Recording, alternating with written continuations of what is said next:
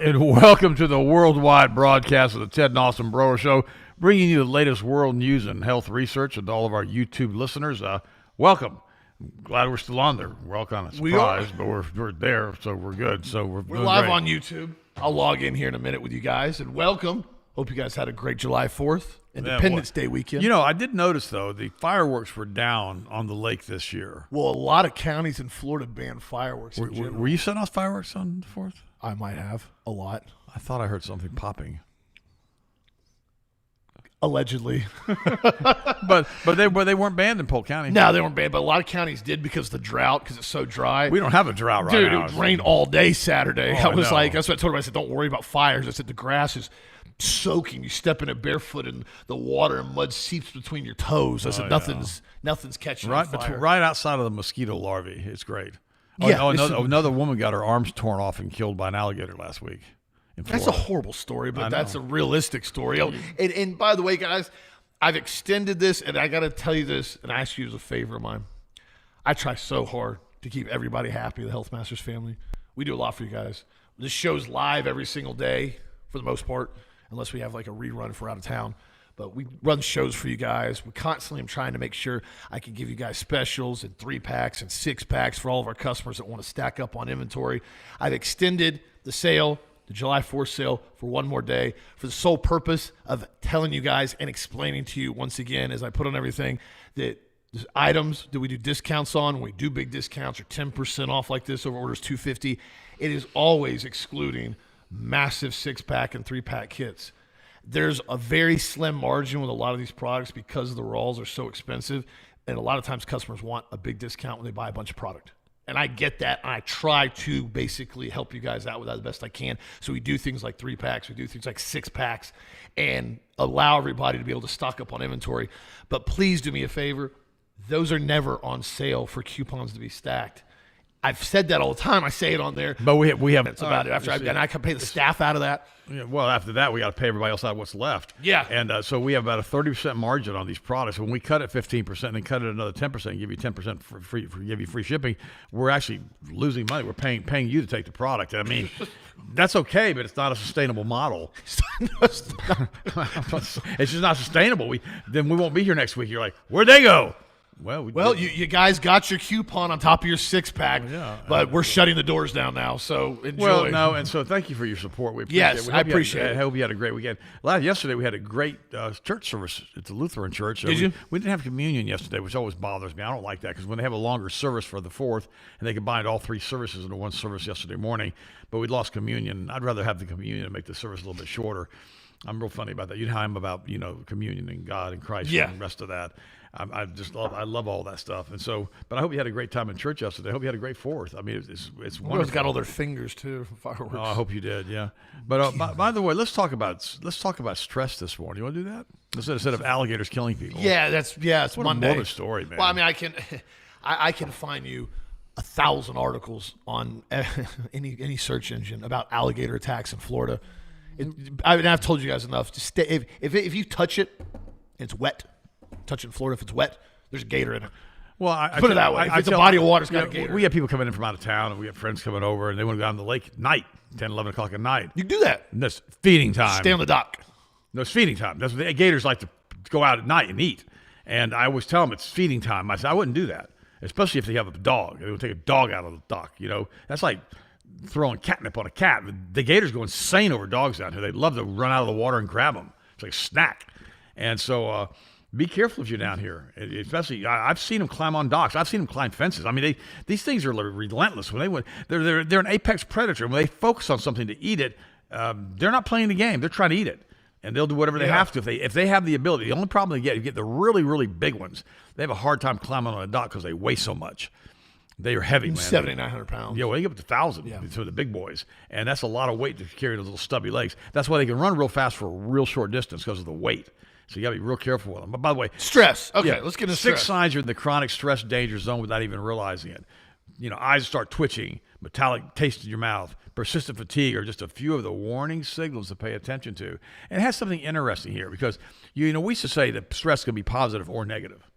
Okay? Because, if you got to do a seminar and you're all excited, you get kind of, it'll cause you a little stress because now I got to speak in front of 45,000 people. That's why I was always careful whenever I'd have a big group of people to speak in front of. I would just confess when I was praying, thank you, Lord, I'll be the best speaker here today. Thank you that I'm going to be totally relaxed today. Thank you that I'm going to just absolutely love doing what I'm fixing to do here, speaking in front of all these people today. And what that does, it calms you down. Because if you get out there and say, oh, I'm so nervous, I'm so scared, that's gonna resonate to the audience. It's gonna be awful. Same thing with the pilot. You don't want a nervous, scared pilot. I'm about to take off. I'm scared. I would be saying, well, I'm about to get off the plane. Let me off. You're nuts. Okay.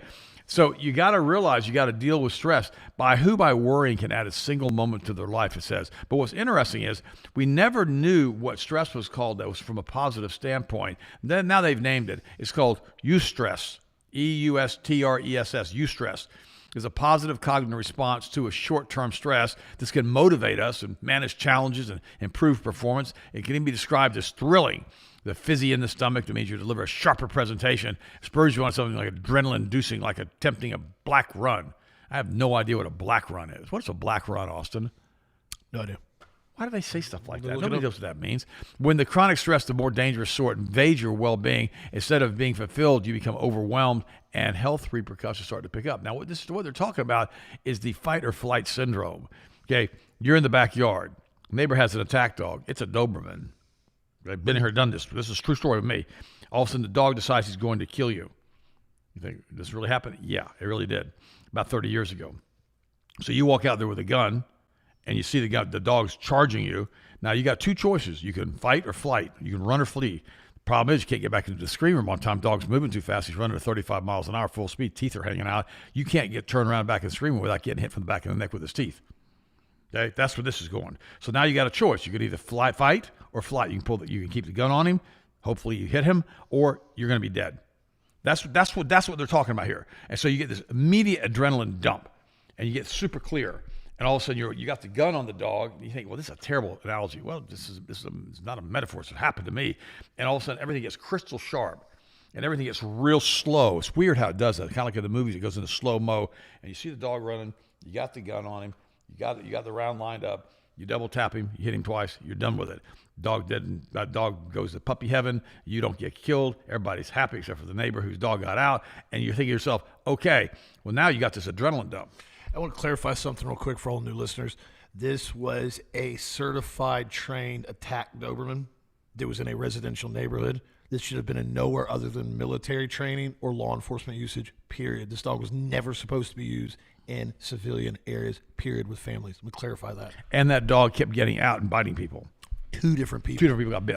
How on God's green earth the dog was not already put down by the sheriff's department, because they have a 0 bite policy now in Polk County, meaning if a dog is put on record of having bit somebody with law enforcement, as far as even a civilian, if he bites somebody, it's automatically one and done. He had put a painter, Wendell, the guy painter's name was Wendell. He's gone now. He's in heaven, I hope. His son gave him 250 stitches. Yeah. I mean, he ripped him open. I love dogs. I have a dog. I do not advocate animal violence. However, there's a situation when you have to pick when you're going to defend yourself in a situation. That's right. This isn't dad bragging about shooting a dog. This is a horrific situation that I witnessed as well. And there was no other option because he was going to come after me first. That's right. I was playing baseball. That's right. In fact, I remember it well. First of all, it says the sympathetic nervous system, a network of nerves that help the body activate its fight or flight response. That's why I brought that to you right now. It's activated. This is an increase in heart rate, blood pressure wrestles the muscles, pupils dilate, adrenaline is stimulated, and the immune system is activated. Secondly, the adrenal cortex releases cortisol. That's that stress hormone. This is often called the stress hormone, as it helps us cope with difficult situations by increasing blood sugar for more energy and focus or concentration. That's why you get everything gets in slow motion. All is positive until chronic stress, like driving in a car all the time, people screaming, yelling, cussing at you, trying to cut you off. Same response happens to you over and over and over again. Long-term elevated cortisol, the body starts to react in negative ways. That's when problems occur. That's when obviously you start having eye twitching. You start having all kinds of issues. You start having stomach problems. You start having all kinds of horrible things in your thing. Persistent metallic taste in your mouth. The fix, you have acid reflux and exhaustion, that you stay tired all of the time. And this goes on and on. Adult acne starts happening to you. Temporary memory lapses. I'm going through this very quickly. I'll let you read all this online. Unexplained, frequently needing to use the bathroom and urinate all the time. When you get into a situation, kidneys are in hyper mode. Everything's in hyper mode. Yeah. See, the problem is when you do this and it doesn't stop. That's exactly right. Your adrenals get completely exhausted. That's what our adrenal support is for. This is why we have the cortisol buster. This is why we tell you to use purple sticks instead of coffee, because coffee also elevates cortisol. I had a friend of mine copy me this week. He's got his elevated blood pressure. He's under chronic stress. I sent him this link, sent him the article. In addition to that, he's still drinking coffee. Coffee elevates cortisol. It's a stress hormone. It's gonna push your blood pressure up. It always does. Always does. And I told him, he said, well, I'm doing this and this and this. What else can I do? I said, you stop drinking the coffee, number one. And number two, you start doing more trampoline. Number three, you try to eliminate some of the stress. Well, I go all the time. I'm always gone. I said, well, maybe you need to change that schedule a little bit.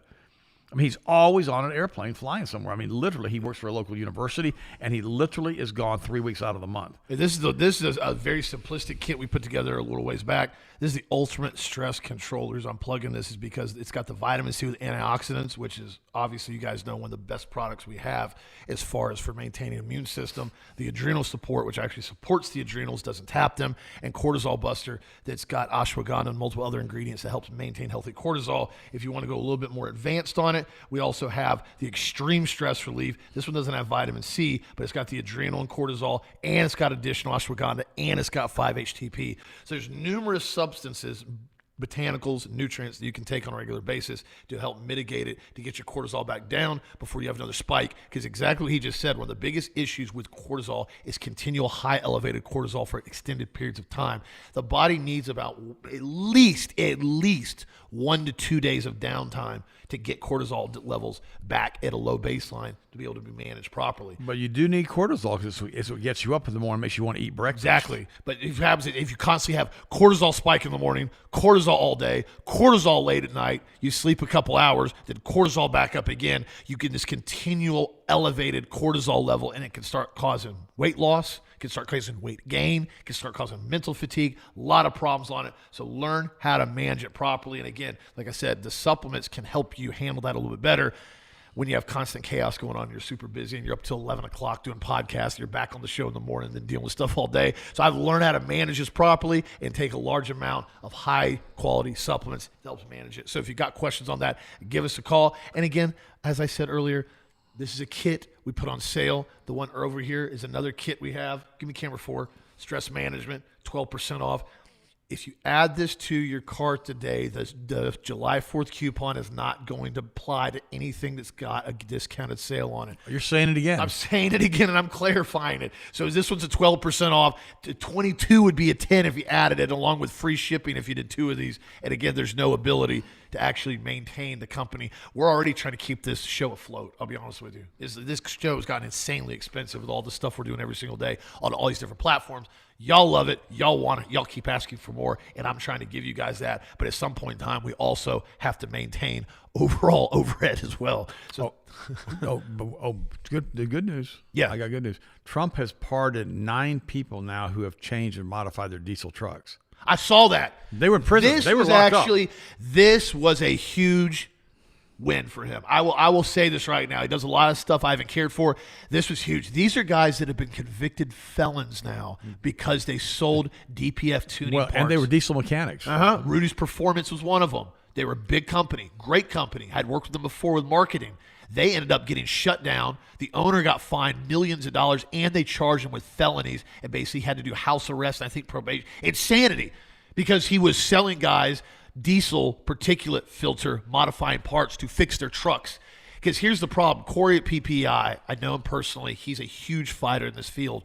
The problem is, he said, it's long-term sustain. You know, Dad said something earlier. He goes, it's not long-term sustainable, right? So the EPA, when they did this with the DPF, they made it unsustainable for the average person, the average working individual, to be able to maintain a reliable vehicle to work in. Because on these vehicles now, they've made them so restrictive with the diesel parts, which understand diesel engines were not designed to have a 3-foot-long filter. The fuel rail pressures are off the charts. The chart is insane when you watch actual diagnostics on these. The fuel rail's into the roof. So everything's operated at a level of pressure that is unsustainable long term. So these diesel trucks are having more and more and more long-term problems. Just the DPF system alone, when they made it a felony to modify it, when it went out on average right after the warranty at about 40,000 miles, it would cost on average about $10,000 at the dealer to replace the entire fuel emission systems, which is insane. Insane. How do you cash flow that if you're a working man? Well, especially like I know like a lot of guys I do transports. So they'll have like diesel dually F350s and they're doing car haulers back and forth to California, back and forth to Texas. Well, you're racking them between 100 and 150,000 miles a year on those trucks. A year. Well, if you're burning through DPFs every 40, 50,000 miles, and you got to come up with another $10,000 on top of your fuel, on top of your normal maintenance, and then they don't talk about the fuel systems and the turbo systems that go out about 100,000 miles. The vehicle isn't sustainable. So I'm glad he did this. Well, here's what Trump said. Yeah. Here's what Trump said. And I'll give you kudos, Trump, on this one. This was a big deal. This is a big deal. He goes, quote, "It is my great honor to have just signed pardons for 6 people who were persecuted by the Biden administration and were in or being sent to prison for fixing their trucks," Trump wrote on the social media network. You think about it for a second. My truck's bad. It needs to be fixed.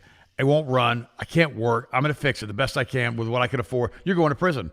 You're going to prison right now. We're going to charge you for violating the Clean Air Act, and we're putting you in prison, and we're going to put you out of business. And we're going to do all this stuff to you because we can. And you're a felon, by the way. You're now a convicted felon the rest of your life because you modified your truck so you keep working. Because remember, once a lot of these guys allegedly modified their trucks properly and let the diesel engines run, these diesel engines go forever.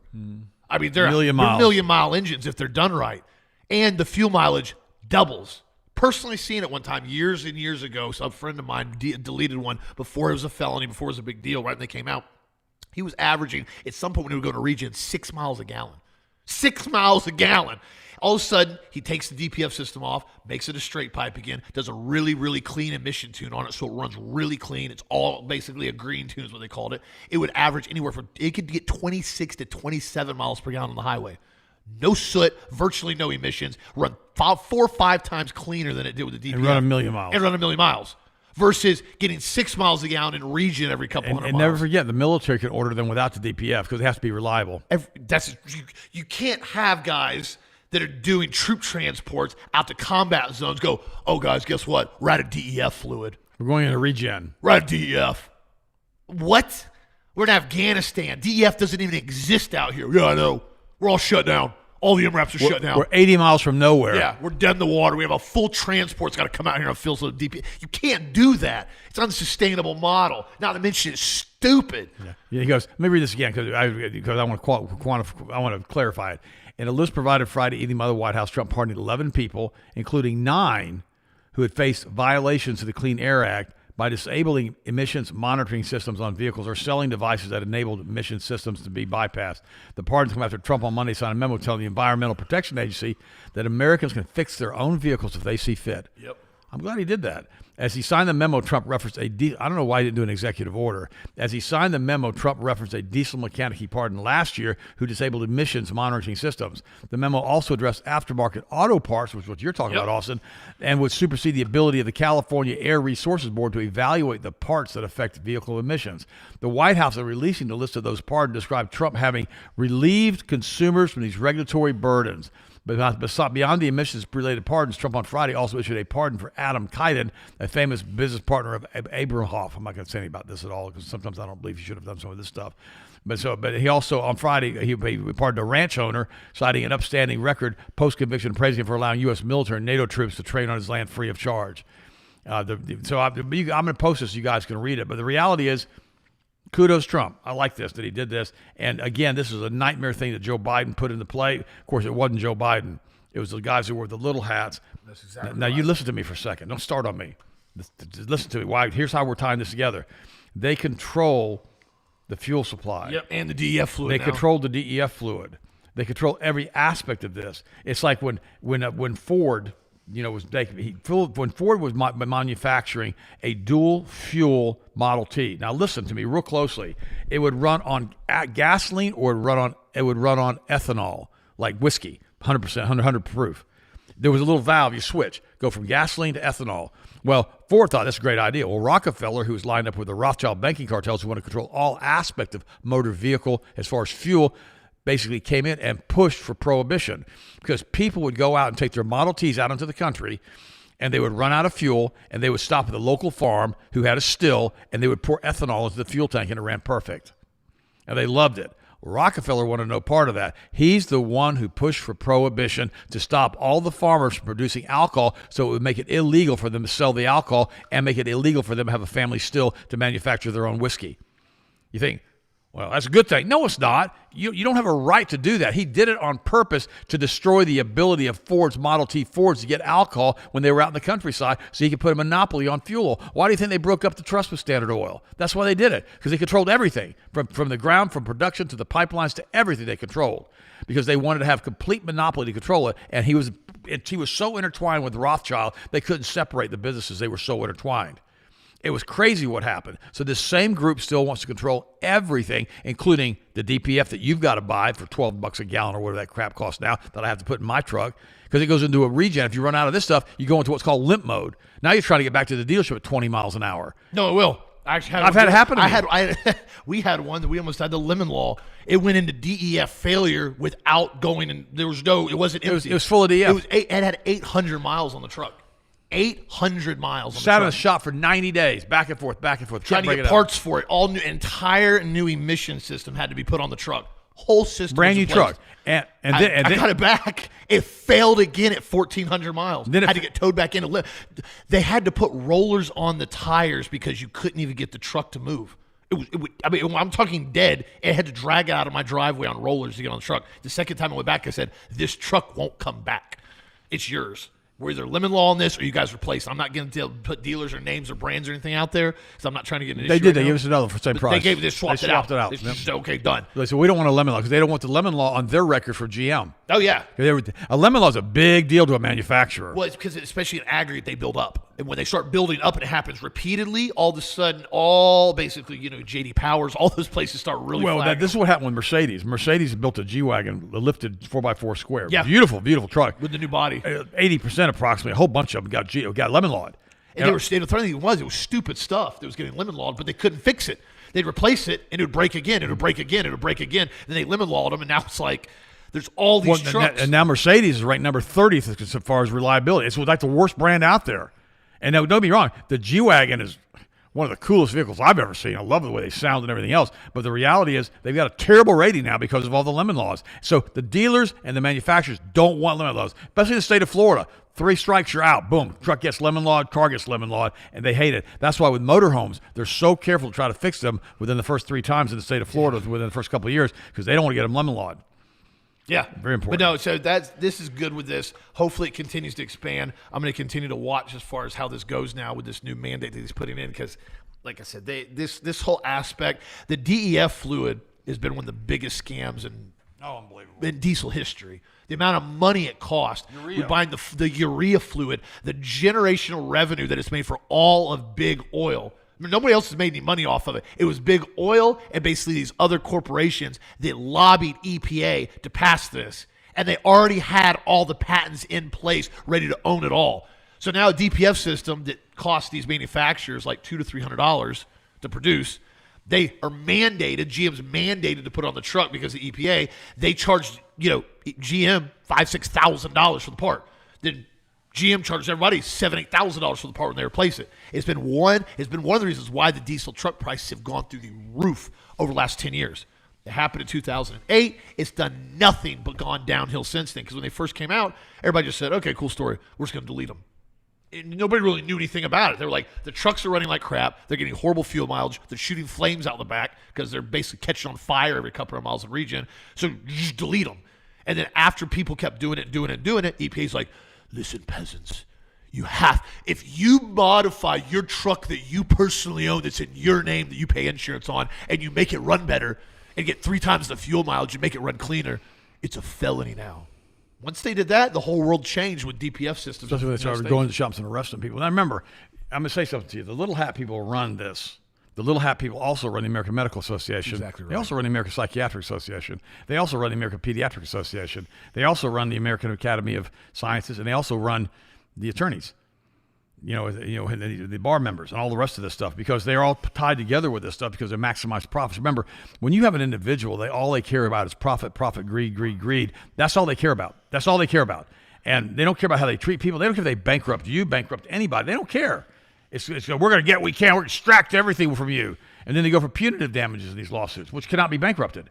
And then the person has their wages garnished for the rest of their life. For what? Because the little hat people deemed it so, from a little hat judge. And you think to yourself, what is this? What is going on with this? And that's the problem that we run into when we have a group of people that basically come in and control the entire country. And the sad part about it is it's not going to get any better than that. They did this same thing with the Federal Reserve Act. They tried to assassinate Andrew Jackson. They assassinated Abraham Lincoln. They did the same thing when Andrew Jackson got rid of the Federal Reserve. They tried to kill him because they put that in 1812 to stop the War of 1812. And 20 years later, he revoked their charter. You go do the research on this. Look at all the people and all the presidents that died in the 1800s. It was unbelievable what happened. They're always in the middle of this stuff trying to destroy. Well, when you worship a snake in a tree, called Einsof, okay, you got something wrong with you to start with. That's the Kabbalist group, right? And so they really believe that God's a hermaphrodite, tree-loving snake, right, in the universe. I mean, you think, Ted, do you believe? No, I don't believe any of this stuff. I'm telling you what they believe. I think they're all nuts, but that's what they believe. And the sad part about it is that hermaphrodite snake, which is a transgender, that's the closest expression that you can have to their God, so that's why they push the tranny agenda. They run that too. They run Hollywood. They run the media. They run everything because they want to brainwash you, brainwash me into believing that they're right, we're wrong, and we're the peasants. Hey, peasant, you think you're going to get a truck that's going to get 35 miles per gallon? We're not going to give that to you. We're going to show you something. We're going to give you a truck that breaks down every 30,000 miles. Yep. We're going to give you a truck that overheats. We're going to give you a truck that has a frame rail pressure, fuel rail pressure of 20,000 PSI? Oh, no. We're pushing 40,000 now in the new systems. 40,000 PSI. You realize the ability of what that would do if it ruptured? I mean, explode. Well, the problem is no variable systems can run on that long term. No, that's the pressure. You start going performance pressure on that. You're talking about like race fuel lines back in the day. Now we're talking about the average diesel truck every single day dealing with this on a daily basis, pulling loads. And so what happens is after, again, I just had a customer. You realize a race car runs high rail pressure, they have to break the engine down. Oh, yeah. Every race, they break the engine down and rebuild it. Those guys run insane pressure, but they're top fuelers. They're over there breaking them down every time. And so it's funny, a listener just right here, Ryan, he said, my brother-in-law truck only had 25,000 miles on it, already had DPF issues going into limp mode. If I haven't heard that story, including my own life, and this is why a lot of the old diesel trucks now have gone bonkers. 734, it's great engine. Well, I had a friend of mine, he had the Cat Eye Duramax, 2006, the last year before they put the DPFs on it, the 2006 Cat Eye. He had 250,000 miles on the truck. It was in good shape. Sold it the other day. He's had a nice little lift on it. Sold it for $32,000. 2006 Duramax with 250,000 miles on it just went over for $30,000. Should be thinking on it. Well, it's long haul. You go buy a Super Duty now at 2 or 3 years old out of warranty. They're like $45,000-$50,000 wholesale. Now they'll try to tell you that we're giving you a deal at $70,000 on it. And I've watched this now. The same thing with the Duramaxes. Once they're out of warranty now, the dealers don't put any money in them. They can't warranty them. They don't do it. And they're lying to everybody saying, no, we're only putting 50 in yours because we're not going to make any money. And then you'll find the truck online, they'll have it listed for 69. Well, the problem is they got a lot of times, if they can't put an extended warranty on it, they're scared of it. No, that's exactly right now. Oh, by the way, how quickly you can take a step may predict how long you'll live, study finds. I found this interesting. It says for younger people and those without movement disorders, it's a simple process that doesn't elicit a second thought. But as some people age, not me and not you, because we're not signing for this, the amount of time it takes to put one foot in front of the other could be a vital clue in measuring a lifespan or risk of death. Research in Israel, Little Hat Country, sought to understand how balanced posture and muscle movement were associated with survival rates in older adults over the course of nearly 2 decades. They found that for every 100 milliseconds or 0.1 seconds it took participants to initiate a voluntary step while they were distracted, their risk of death increased by 30% during the follow-up period. That's a big deal. That's a significant study if it's accurate. Now, while exact numbers are based on a person's height, fitness levels, and general walking speed, initiating one step usually takes between 600 to 700 milliseconds.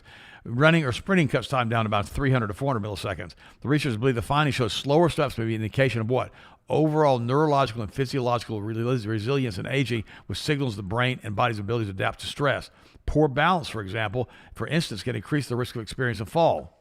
Happens all the time with older people, which in older adults leads to broken bones, muscle wasting, and traumatic brain injuries. Seen that personally with a traumatic brain injury with somebody falling. The study authors noted that conducting similar experiments may help improve long-term things. What they're saying is the longer it takes you to get up and take the first step and put your foot in front of the other foot, it kind of determines your age, your biological age.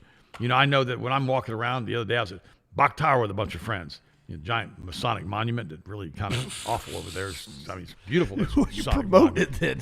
It's cool. Well, I'm trying to tell people not to go, but I went. But you went. Yeah, I got it. It's like when you went to downtown Disney. You're like, I don't know why they frisked me and told me I can't carry a firearm. Because they did frisk me. They ran me through a body scanner. They frisked me. They tried to tell me I couldn't carry a firearm anymore. Did they pat you down? They didn't do that. No, they told me that I had to put my firearm up. They didn't. No, did they? No, they wouldn't have touched. Not private property, buddy. No way. No, you're right. No. They didn't frisk me. I was honest though. I was out pacing everybody walking around. Why are you walking so fast? This is how I walk. Well, you walk like you're 20 years old. I feel like I'm 20 years old. You walk like you're in a hurry all the time. I do. It's great. But I do too. I'm not gonna lie. I got things to do, places to go, places to go. I have things to do. But the thing about it is, a lot of people also can't do that when they get past the age of 50. They get real slow. There used to be a TV show, right? And Tim Allen did the show. He had all these comedian things he used to do, and he used to have the little old man. He always played the little old man, and he always had these little baby steps, like this, little shuffle steps, right? And everybody used to laugh and laugh and laugh until finally, Tim Allen really started walking like that. Yeah. He got older and older, and you start realizing when you see these old men, they can't go up the stairs, they can't pick their legs up, they can't do this, they can't do that. They're on walkers, they're on wheelchairs. A lot of it has to do with stretching. Yeah. And muscle retention. You've got to stretch. You got to stretch. You got to take creatine, guys. If you want the peptides, the creatine's over here. Get ready. Here we go. Here we go. Here comes my 10-second commercial. If you want to have wrinkles, if you want to have saggy skin, if you want to take your little baby steps, if you want to be really sick all the time and look absolutely horrible and make you look 20 years older than you, don't take this. Well, that's spot on. This product's unbelievable. What that does too, not only repair, healing, it creates and maintains ligament and joint elasticity in the tendons. It does. When you stop stretching and you start lacking collagen, the tendons and ligaments stop becoming elastic. They start getting real brittle, tight, like rope, rubber bands. Well, they're not rubber bands anymore. They're not rubber bands. That's true. They're like a zip tie, and they get tighter and tighter, and they don't move. It's a zip tie. Except with rubber band. You got to stretch that stuff out. And the only way to keep it stretched and maintain health is collagen. There's no other question about it. And vitamin C. Well, vitamin C and collagen go hand in hand. Well, they work together as a team. They're like you're running a 400-meter relay, and everybody's running 100 meters. You got a baton. You got to hand it to each other. Yeah. One person drops the baton, the whole thing stops. You're out. Same thing with this. You got to have vitamin C. You've got to have collagen. You've got to have both of them if you want to maintain skin elasticity, period. Because here's the problem. When you start getting real stoved up, you can't walk properly, and then what's happened, you start driving slow. And then I've got to contend with you in front of me doing 20 and a 45, and then I got to deal with you not flipping your blinker on because you don't see anybody else around you because your eyesight's not good because you're not taking eyesight. And then I got to honk my horn at you because you're stopped in the middle of the road with no blinker, not moving with no traffic. And then you get mad and you flip me off. And I didn't even do anything. I'm just trying to drive freely unmolested on my way. So let's avoid that whole scenario and just take your vitamin C, eyesight, and collagen, and we're all going to have a happy day. Thank you. That just had that happen the other day. That would be a really good 45-second spot for Michael Barrett to put out there. It was true. It would make all the people over the age of 50 unbelievably mad at you. That's fine. You can be mad at me. Just don't drive like that. It's so funny. I've noticed this massive trend in Auburndale now. No blinkers and 15 under the speed limit. Well, you know why? They're pulling people everywhere in Auburndale. Well, not just that. It's because we're getting this giant mixing pot of morons from all these other Democrats. Auburndale has 52 police officers. When I was a kid, there was like 3. They've got to pay the salaries, Austin. Oh, I didn't tell you that. Well, I'll tell you off air. This has something to do with the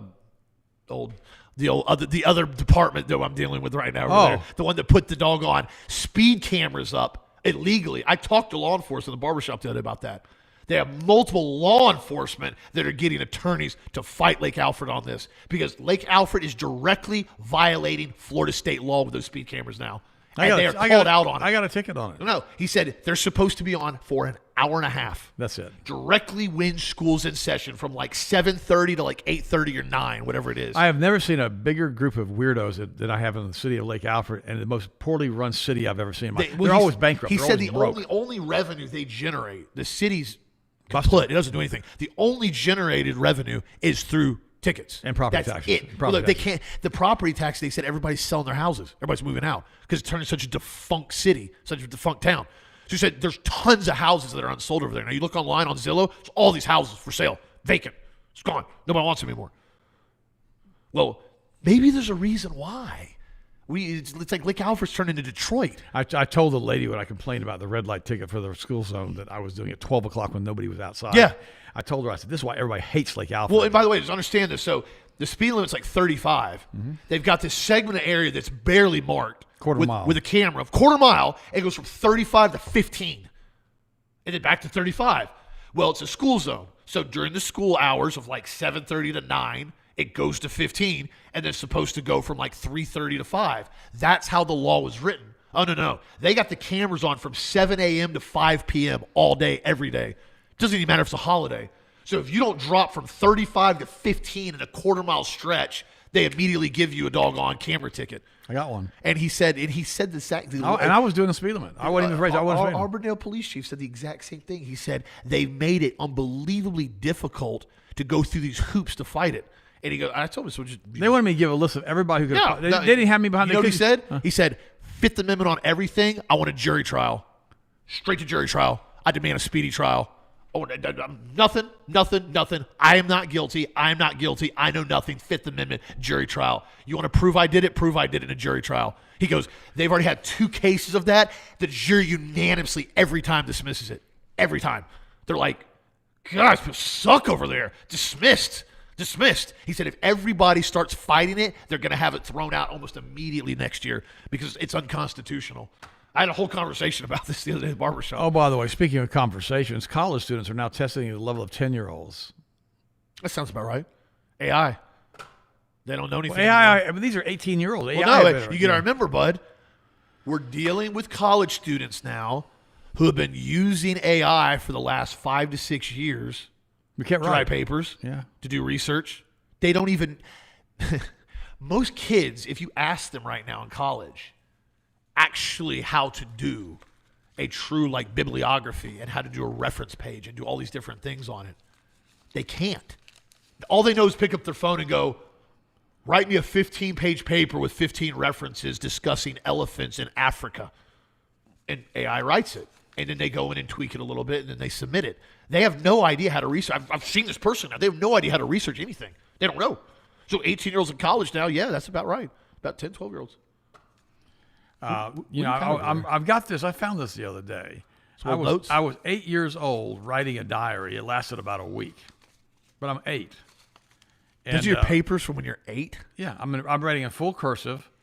Can you read your handwriting? Yeah, you see it. I mean, it's 8 years old. It's Saturday, February 26th, like 1960, whatever, right? It says. Golly, I wrote full cursive. I went to the rifle range today. Went up to McDonald's. Had a hamburger. We saw Dad's. Had a bath tonight. School home tonight. Mom's mad at me again. She's yelling again. So it says. So I had a Social Security. I had a test in school today. Did very well.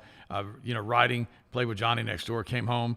Yelled at Lois. My sister Lois got fired from the library. What? No, I'm 8. I'm writing a full cursive with full sentences here. Yeah, those are pretty definitive thoughts too. No, it was funny. And the funny part. Went to the rifle range. Yeah. You must go with your dad. I have no idea. I can't remember any of this stuff. I don't remember. I remember piddling around with this thing. I only wrote this a couple times. 1962? Oh, yeah. Remember, when I was 8, 9 years old, I was reading at 350 words a minute with 100% comprehension.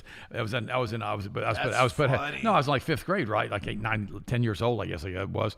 And I maxed out the reading charts. I went through everything. They had like a reading thing we had to go through. I zipped it. We've always been a super fast reader. Yeah, but the problem is, think about it. But I'm not. When I was 10 years old, I was operating at collegiate level. Well, yeah, that's you. But think about this though.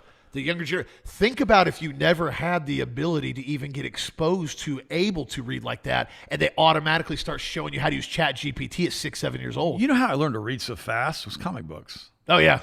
I love comic books. My gosh, I loved Iron Man. I loved Captain America. Well, you know why? Because you're intrigued. You want to understand what's happening, and you want to get to the next page. Yeah. So you're analyzing it, you're understanding it, you're thinking, you're visually stimulated. But now the comic books are gay. Oh, they're gay. Real comic books don't exist anymore either. Like that's why the old ones now are worth so much money. Oh, insane amounts of money now. Now I want to cover an article here on health before we burn the clock down on here. Let me cover this real quick. Gone are the days of university freshmen reading classical philosophers like Plato, right? Unbelievable. You know, if they can get through Judy Blume's Tales of a Fourth Grade Nothing, they can get through that. According to a new survey of adult skills conducted by the Organization for Economic Cooperation and Development, a form of 38 high-income, predominantly Western countries, not a significant number of adult students enrolled in higher education are now reading, doing math at a basically 10-year-old level. I mean, stop for a second. I mean, okay, here's the problem with all of this stuff. If they can't read and they're basically in college, they're operating, if they were 10 years of age, how are they possibly going to run a corporation? They're not. Pick me. I pick you, Austin. I pick you. They're not. They need to do their goy slop, work their goy job, and be good little peasants and get their subsidies from their government and live and be happy with nothing. How do you get a generation like America that is so self-sufficient, so aggressive, so entrepreneur-driven, so based on having goals, and you make them so stupid, dumbed down and infertile that they actually own nothing and they love it? How do you do that? You have to beat down each generation by making them realize or think that knowing things, being smart, being articulate, being goal-driven are all horrific things. They're, misogynistic. You want to be a successful male? Well, you're a misogynist pig. Well, I just want to be successful. I want to try to have a nice truck. Peasant. Goy slop for you. Go home. You can't do anything. Well, what you do, 30, 40 years, you start injecting it with 76 vaccines. That's how you do it. You dumb them down with mercury. You dumb them down with aluminum. You dumb them down with adjuvants. I say that, but that's pretty much one of the biggest nails on the head. With Dr. Mendelsohn, The Confessions of a Medical Heretic, read that book, okay? And How to Have a Healthy Child in Spite of Your Pediatrician, which he was one. Read that book. These books are 40 years old. They tell you the truth. He tells you what's going to happen. He was dead on. Ruin their physiology, scramble their psychology. There you go. That's how they do it. That's how they do it. 2 points. Physiology, psychology. Meaning physiology, you ruin it. You put so many toxins, so many injections, so much toxic sludge. You tell them that GMO goy slop cereal and homogenized milk's healthy for them. You tell them that eggs are bad from a very young age. You teach them communism is good, that transgender is amazing, that you can be anything you want other than successful. And then you sit there and you continually put the bad food, the bad idea from basically 3 or 4 years old until college. And now you look what you have now. That's the point. Isn't it? Funny story. True story or funny story? This is a funny story. Okay. Brooklyn Bridge caught on fire because of fireworks this weekend. I mean, it took 2 fire trucks. The whole thing blaze. Why were they shooting fireworks off? I don't know. I think so. I don't know. But boy, I tell you what. Shooting underneath it? I mean, it's lit up, boy. They lit that sucker up, boy, with those fireworks. They put it out. It looks like they were lighting from the Brooklyn Bridge and it caught on fire, which reminds me, when you and Chase decided to have fireworks on my dock at the lake, right? My dock's, so we put it out there to dock. We had all these fireworks going off. And about 1 o'clock in the morning, my neighbor comes over pounding on the door. Your dock's on fire. Well, do yourselves a favor. If you're shooting fireworks, you're shooting big mortars, 500 grammars, and you got cakes and all that other stuff. Douse them with water and get done with them. No, we had to do these are 6x6 pylons, and it got in the side of the pylon. I had to turn the sprinklers on and put a water hose to it because we need water down at the lake. And I had to let the sprinklers run all night with the water hose off the pump so it wouldn't start back up again because it was inside. It was like deep inside of the 6x6. Finally, I got sick of looking at it as a burnt pylon. I tore them all down anyhow, and you just rebuilt the dock out there to start with. But it was so be careful with fireworks. They will burn things. They are hot, by the way. I do not recall. You don't recall. I deny everything and know nothing. Allegedly. All right, that's the story I want to cover Sergeant Schultz. Yeah. I know nothing. Depression may be caused by inflammation. New research points towards a biologically distinct subtype of depression, and a common blood test that can identify it. This is becoming more and more of a problem with depression, and we're noticing this, and I've told you guys it's multifaceted.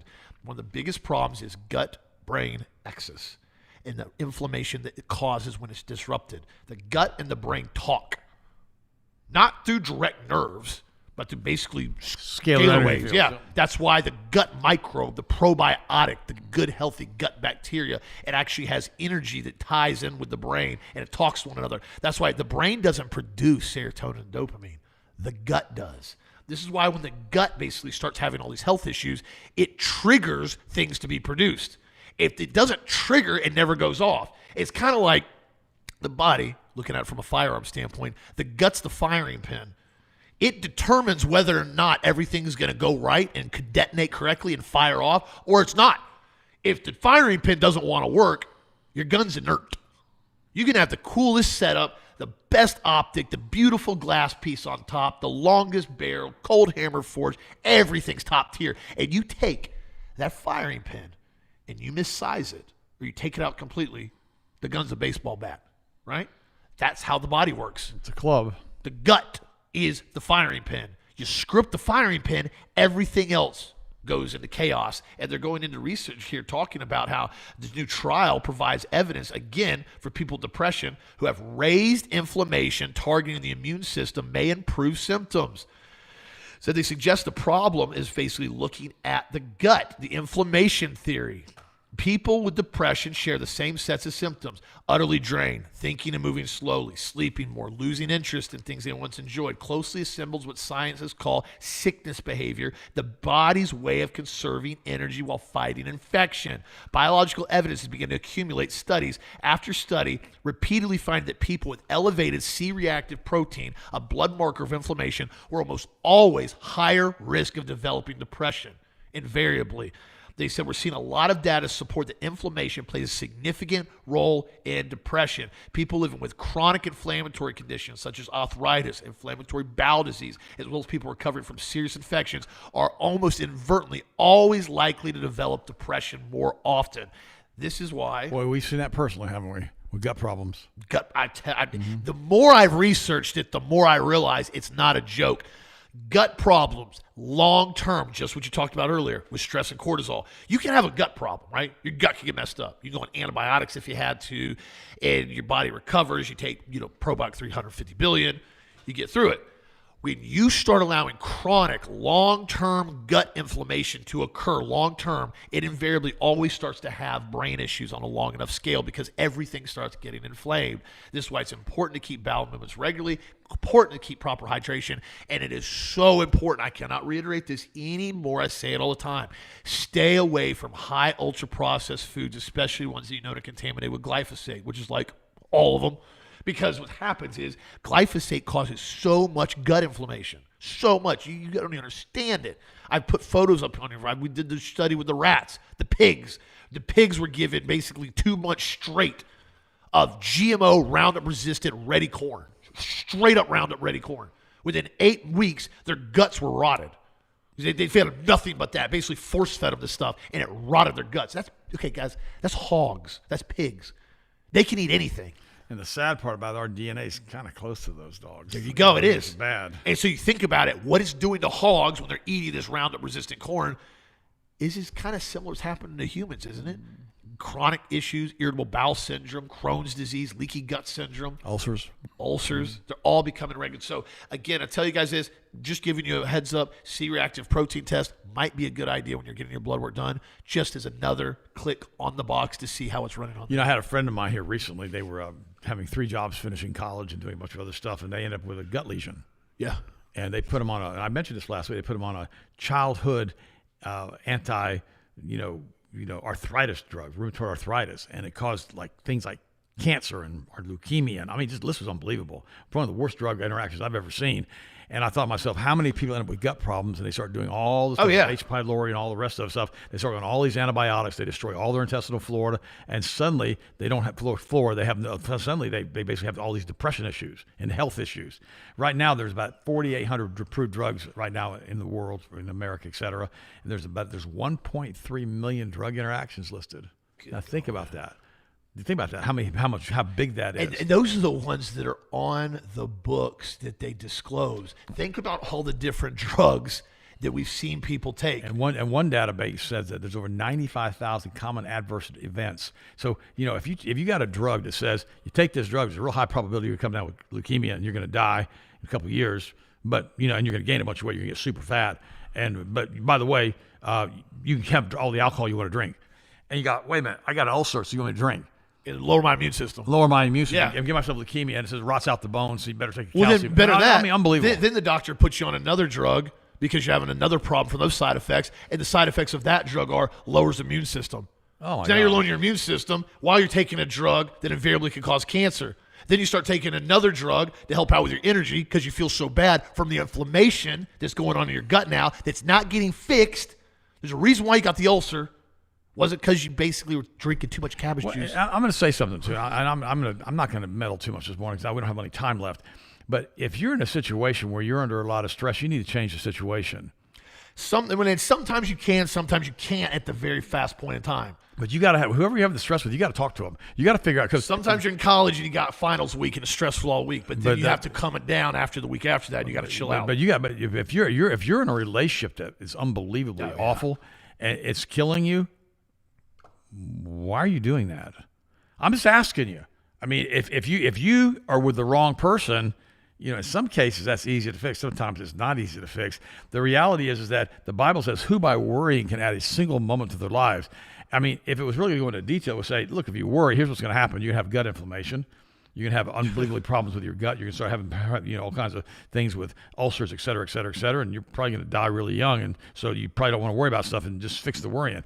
That's why when you keep your hearts and minds in Christ all the days of your life, the worrying goes away. People are always asking me, aren't you scared about the world? I'm like, no, I'm a pilot. Well, aren't you scared? No, I really don't get scared.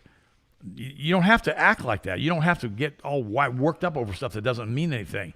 Ask yourself the simple question, will it really matter in 20 years from now? Ask yourself that every time you start to stress out over something. Dude, ask yourself it's going to matter in 5 days. No, don't even do that. No, I'm serious. There's times I've been around people, they're stressed the heck out about something that I'm like, dude, is it even going to matter in 5 days? Is it really that big of a deal? Be cautious. And I've gotten very strict about this. This is me personally. Be very cautious in who you give your energy to. There you go. I'm being serious right now. I've noticed more and more as I get older and I get more discerning. You get around certain people and you feel like your battery gets flipped upside down. You feel like your batteries, you're 80, 90%. The longer you're around, the faster your battery goes down. Guys, it's okay to not associate with somebody that lives like that on a regular basis. It's okay to not want to be around people that drain your battery. Don't feel like you're obligated to be around somebody all the time when they're constantly pulling you down and speaking negative thoughts, speaking negative actions, speaking negative life confessions, and all you do is feel like, my gosh, I need a bath after I'm around them for 20 minutes. If you're dating somebody like that, you're married to somebody like that, you really need to communicate with them on where you're going to go from there. Because like he said, it's not sustainable. I've watched so many people in relationships where one person, it's girlfriend or the boyfriend, man or wife, and one of them just starts getting down. And now, if you're married, it's your spouse's job at that point to try to say, hey, listen, keep your head up. You got this. This is stress. This will end soon. But before it does, there's a lot of stuff that's got to get done. You can handle it. It's okay. But if you start being around somebody and the other person just keeps dragging you down and dragging you down and dragging you down and dragging you down and dragging you down, and then they keep making more and more and more bad decisions, they keep dragging everybody down, sometimes you have to step away and create some gap or distance between them. Decide, is that the life you want to continue to carry on with? Dale Carnegie wrote a book that somebody gave me years ago. It's called How to Stop Worrying and Start Living. There you go. And I'm going to post link to this book. It's a fantastic book. And it says that research shows that 40% of the things you worry about never happen. 30% of these things we worry about have already happened. And actually about 8% of what we worry about actually happen. And most of the time, it's 99% of the time things you worry about don't happen.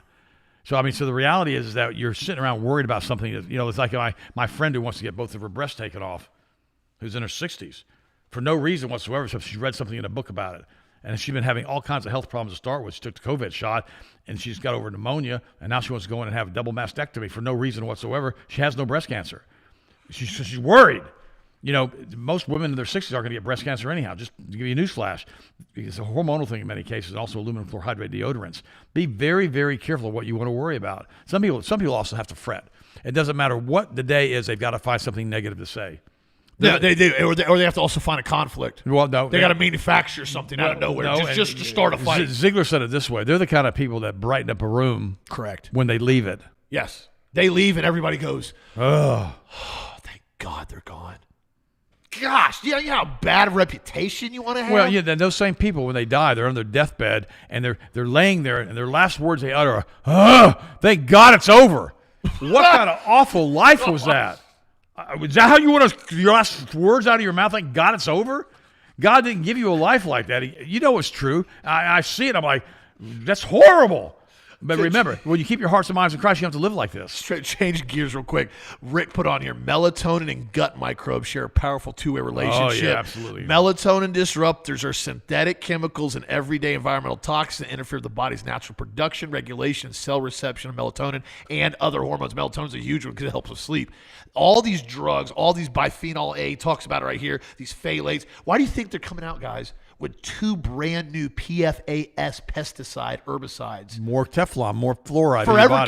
Forever chemicals that we know are directly linked to cancer and a whole host of other problems. Because we're not dumb enough yet in the United States. You got to dumb us down more. Well, I guess the goy slop isn't goy enough yet.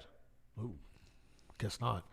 Can you say goy slop? I just did, and I will. Will YouTube let you do that? Not just yet. I don't know. We'll find out. But so, guys, be aware of it. Know what you put in your body has effects. Because remember, a lot of times people go on these antidepressants. And it's not because they have a deficiency in Paxil. They have black box warnings. They cause suicide. Yeah, I'm not saying those drugs can never be used for something. Because quite frankly, they might have a role that they do work on someone that has a true chemical imbalance. That does happen. However, they are one of the most overprescribed drugs with some of the most severe side effects known to man. Because a lot of times you're treating a symptom, not a problem. You know, that's what they do with a lot of doctors, customers. Oh, Governor DeSantis heard us about running pedophiles through a wood chipper. Did he? He's now going to the Supreme Court to execute child rapists under the age of 12 in the state of Florida. Excellent. I got to say, death penalty on that okay, one. Death penalty on children who get raped under the age of 12. DeSantis has taken it to the Supreme Court. He said he's a Florida Governor. DeSantis is fully committed to executing child rapists and has vowed to take the fight all the way to the Supreme Court. It's a shame he couldn't have done that with Jeffrey Epstein. Well, what you do is it shuts down the industry because the problem is that people realize these sicko pervert pedophiles that don't deserve anything other than the millstone around their neck in the water. Once they realize that a lot of these states, California, a lot of times these guys, they're convicted of multiple child rapes. They get 1 year, 2 years house arrest. Perfect example, Jeffrey Epstein. Yep. 13 months house arrest. Basically, he's driven around in his private limo with a bed in it. It's just sick stuff. One last story I want to cover on here. Oh, actually, we're clocked out. I burned the clock down on here. I'm going to get this tomorrow. We got 1 minute. I was just talking about microplastics, PFAS. It builds up in the brain, by the way. Bottled water, plastic bottled water is a no-go. Single pouch of Gerber baby food they tested has around 5,000 microplastic particles, which I think that's about 5 ppm. The problem with this is not a one-time thing in most cases. Kids eat this. They eat it their entire upbringing and life. And these PFASs, these plastic particles, they build up in the body. They don't go away. And they continue to build up, and they cause what's called endocrine disruption, which is problems with hormone balance and also disrupts problems like with melatonin production. So, my friends, look at this stuff before you start feeding your kids. I'll go into more detail on this show tomorrow on here. Be sure right now, if you want to check it out, there's 10 hours left on the sale. You can see the clock at the top of the site on here. It's, again, 10% off orders over $250 of all non-sale items. So it's got to be non-sale items that basically no kits are included. No kits are added to it. No kits contribute to it. So thank you guys again. If you want to grab it, it's on sale, or you just buy kits. Most of the kits are already bigger discount anyways. So thank you for the support. Check out the best sellers as well in the future. Thank you for leaving us reviews on here. The Magnesium Brain Food, the Ultimate Powder. These things are getting loaded up with reviews, positive reviews. Have a blessed, safe, awesome night, my friends. Hope you enjoyed the show. Thank you for all the YouTube comments. It blew up today again, as always. I appreciate you guys. I love you guys. We'll talk to you on the show tomorrow as always. Love you. Thanks for your support, and keep your hearts and minds in Christ all the days of your life. Thanks for praying for us.